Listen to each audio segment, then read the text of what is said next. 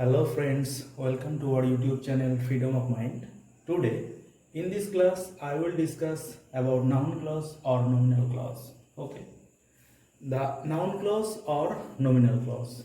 In the previous class I have already discussed about the clause and the definition of clause and also the different kind of parts of the clause. But today I will discuss about the noun clause, one of the most important part of subordinate clause. Okay, one of the most important part of subordinate clause.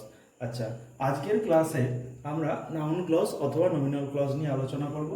এই noun clause এবং nominal ক্লজটি হচ্ছে clause যে main পার্টটা রয়েছে তার একটি ভাগ রয়েছে সাবঅর্ডিনেট ক্লজ। ক্লজের তো তিনটে ভাগ আমি আগের ক্লাসে বলেছি। প্রিন্সিপাল ক্লজ চারটে ভাগ আগের ক্লাসে বলেছি, principal clause or main clause or independent clause. Next বলেছি subordinate clause or dependent clause. Next বলেছি কোঅর্ডিনেট ক্লজ অ্যান্ড নেক্সট বলেছি কমেন্ট ক্লজ। বাট আজকে আমরা আলোচনা করছি কি সাবঅর্ডিনেটের একটি গুরুত্বপূর্ণ ক্লজ রয়েছে। সাবঅর্ডিনেট ক্লজটি যে ক্লজটাকে আমরা তিনটে ভাগে ভাগ করি সেই ক্লজটির একটি গুরুত্বপূর্ণ ক্লজ রয়েছে নাউন ক্লজ অথবা nominal clause. Okay, so let's start our class. প্রথমে আমরা ডেফিনেশনটা নিয়ে আলোচনা করি। নাউন ক্লজ কাকে বলে?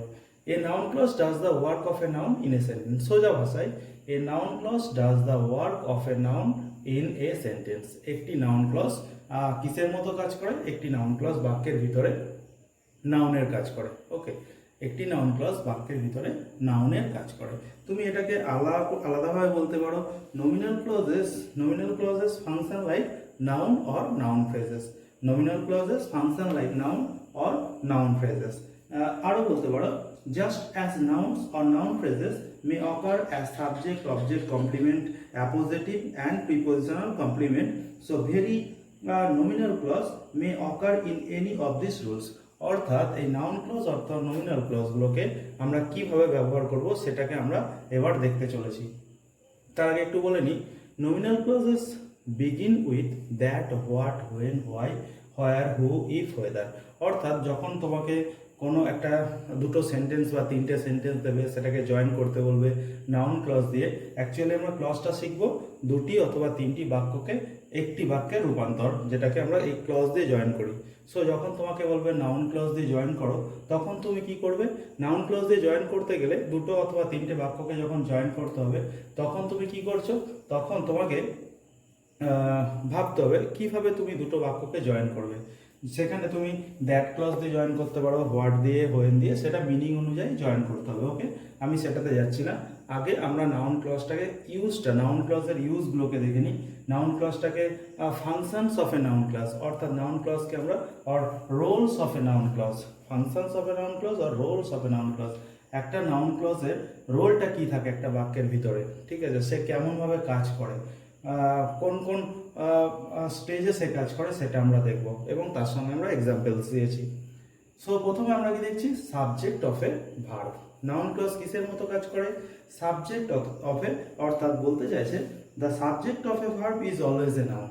The subject of a verb is always a noun.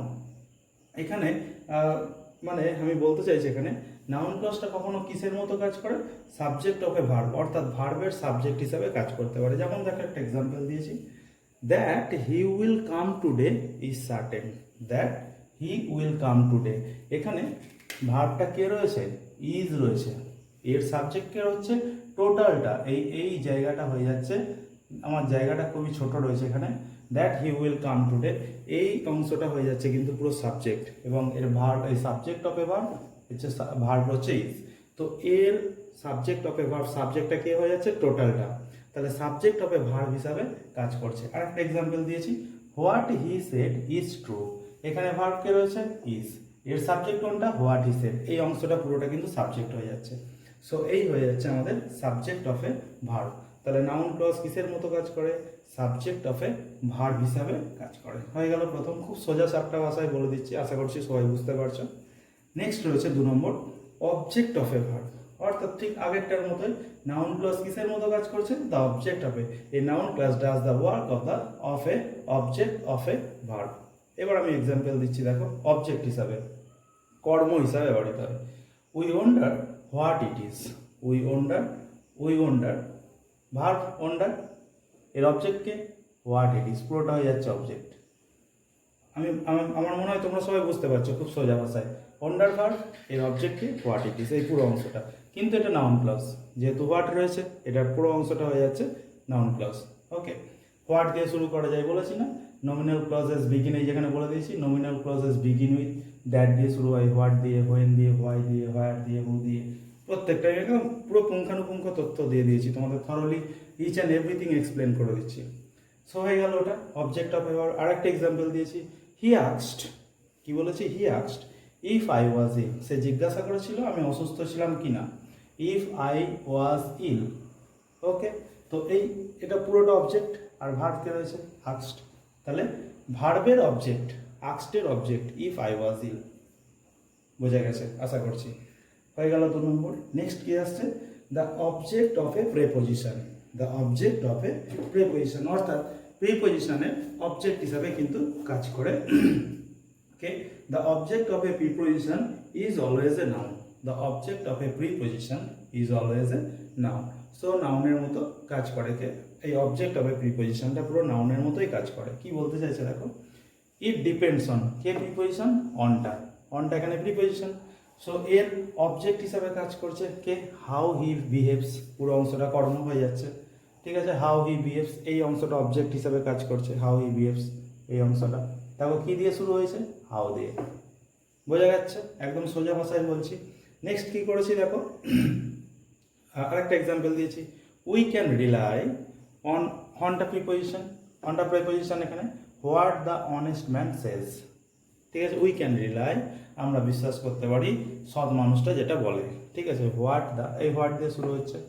আমি এখানে বলেছি begin with that, what, when, where, who, if, whether. Okay, এই হয়ে গেল the object, the object of a preposition.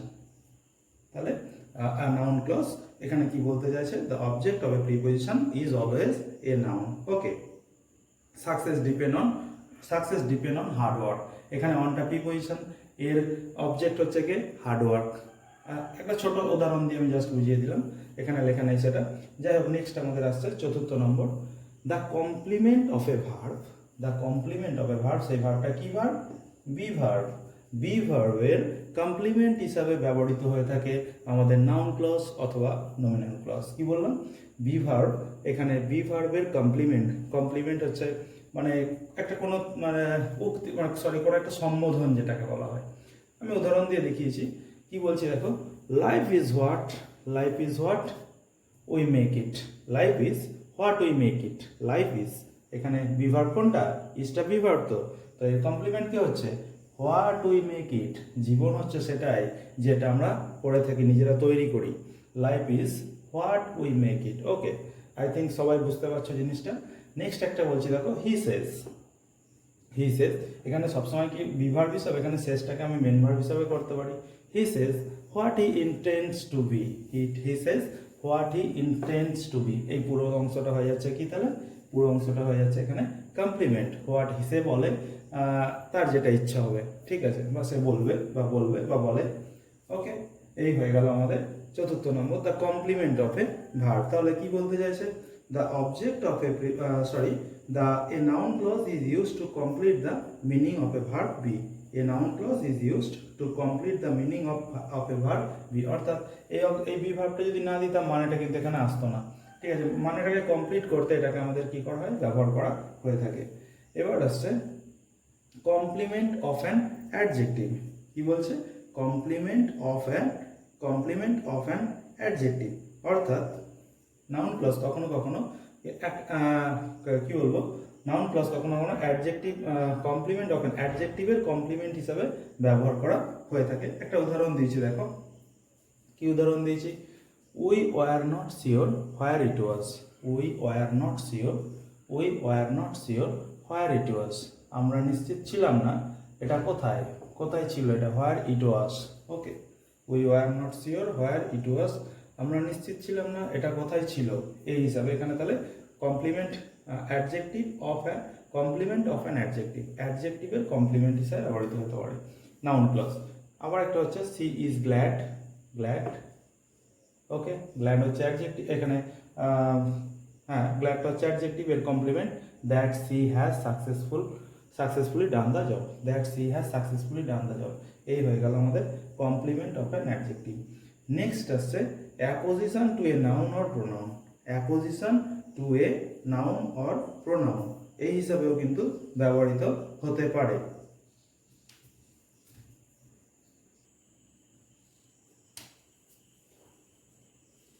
So apposition number 6, apposition to a noun or pronoun.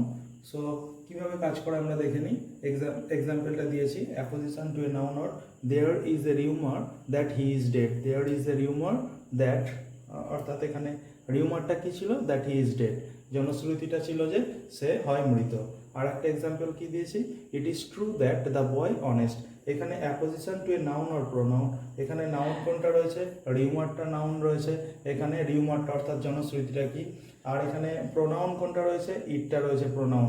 So এই দুটোর কি বলছে, apposition to a noun or pronoun apposition হিসাবে কাজ করছে ওই অংশ দুটো। তুমি এইভাবে বলতে পারো, when a clause clarifies a noun or the pronoun it does the work of a noun. When a clause clarifies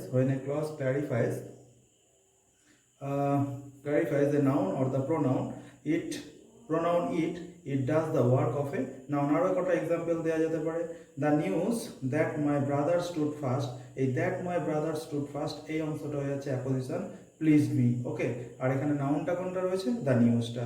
আবার একটা বলতে পারো, it is true that no man can conquer death, it is true that, it ইজটা এখানে কে রয়েছে, pronoun কোনটা, ইটটা, is true that no man can conquer death, এই that no man can conquer death এই অংশটা হয়ে যাচ্ছে কি, তাহলে এই অংশটাকে আমরা বলতে পারবো যে এটা অ্যাপোজিশন হয়ে গেল।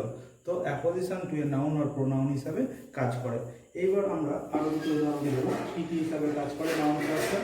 আরো দুটো এখানে কাজ করছে, একটা হচ্ছে পোস্টপন অবজেক্ট, একটা হচ্ছে পোস্টপন অবজেক্ট হিসাবে কাজ করছে নাম্বার 7, আর একটা রয়েছে পোস্টপন অবজেক্ট হিসাবে কাজ করছে, আর পোস্টপন সাবজেক্ট হিসাবে কাজ করছে। আমি এক্সাম্পল কি দিয়েছি, আচ্ছা আগে বলে নিই, এই postpone object and postpone subject এই দুটো নিয়ে আমি একটা আলাদা ক্লাস করে তোমাদেরকে ছোট করে ক্লাস করে বুঝিয়ে দেবো। আজকে টোটালে এতটা বলে মানে সম্ভব না একসঙ্গে এতটা বলা, যাই হোক। সো পোস্টপন অবজেক্টে রয়েছে দেখো, it seems that he is ill, মনে রাখবে it seems that he is ill. আর একটা রয়েছে পোস্টপন সাবজেক্ট হিসাবে, they made it clear that, they made it clear, এখানে এই অংশটা that they would not help us, that they would not help us এই অংশটা হচ্ছে কিন্তু নাউন ক্লজ। আর দ্যাট হি ইজ ইল এই অংশটা হয়ে যাচ্ছে কি পোস্টপন অবজেক্ট, ঠিক আছে, মানে এই অংশটা হয়ে যাচ্ছে নাউন ক্লজ, কিন্তু এটা অবজেক্ট হিসাবে কাজ করছে এখানে পোস্টপন অবজেক্ট হিসাবে। সো এই হয়ে গেল ছোট করে আমাদের নাউন ক্লজ। এইবার কতগুলো বিষয় তোমাদেরকে মনে রাখতে হবে, নাউন ক্লজটা কিরকমভাবে কাজ করে থাকে, কিছু কিছু এক্সেপশনাল পার্ট রয়েছে। কি বলছে দেখো, ছোট করে আমি বলে দিই, in a noun clause the linking word is usually that, in a noun clause the linking word, অর্থাৎ নাউন ক্লজের মধ্যে মানে প্রধান সংযোগকারী যে ওয়ার্ডটা রয়েছে সেটা কিন্তু কি রয়েছে, মেন ক্লজ হচ্ছে দ্যাট, এখানে দ্যাট দিয়ে বেশিরভাগ সেন্টেন্সগুলোকে জয়েন করা হয়ে থাকে। Though some other linking word such as who, whose, what, which, how etcetera আর ওকেশনালি ইউজড, এগুলো কখনো কখনো ব্যবহৃত হয়ে থাকে। অর্থাৎ বলতে চাইছে নাউন ক্লজে বেশিরভাগ ক্ষেত্রে লিঙ্কিং ওয়ার্ডটি হচ্ছে দ্যাট, যদিও হু, হুজ, হোয়াট, হুইচ, হাউ ইত্যাদি সাবজেক্ট, অবজেক্ট, কমপ্লিমেন্ট বা অ্যাপোজিশন হিসাবে নাউন ক্লজ গঠন করতে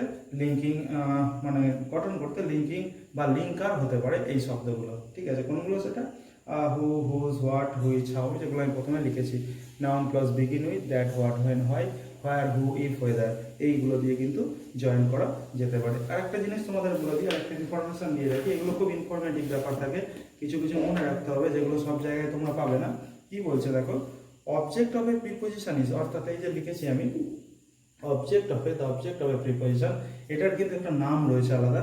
যখন অবজেক্ট অফ এ প্রিপোজিশন হিসাবে ব্যবহৃত হয় নাউন ক্লজটা, তখন আমরা এটাকে বলতে পারি prepositional complement. Okay, prepositional complement in modern grammar, আধুনিক গ্রামারে আমরা এটাকে কি বলে থাকি, প্রিপোজিশনাল কমপ্লিমেন্ট। ওকে, এই হয়ে গেল আমাদের ক্লজের ক্লাসটা, ক্লজের ক্লাস যেটা রয়েছে নাউন ক্লজ। আমরা নেক্সট ক্লাসে কি করব, অ্যাডজেক্টিভ ক্লজ অথবা রিলেটিভ ক্লজ, এই ক্লজটা নিয়ে সম্পূর্ণ একটা গোটা ক্লাস করব এবং সেটাকে সোজা ভাষা এক্সপ্লেন করা হবে। আশা করছি নাউন ক্লজটা কারো কোনো কিছু বুঝতে অসুবিধা হয়নি। টোটাল একদম ডিটেলসে আপডেট দিয়ে দিয়েছি। সবাইকে বুঝতে চেষ্টা করবে সবাই, আশা করছি সবাই বুঝতে পারবে। ওকে, সো নেক্সট ক্লাসে আমরা রিলেটিভ ক্লজ অথবা অ্যাডজেক্টিভ ক্লজ নিয়ে আলোচনা করব। আজকের ক্লাসটা এটুকুই রয়েছে। Okay, take care and good bye.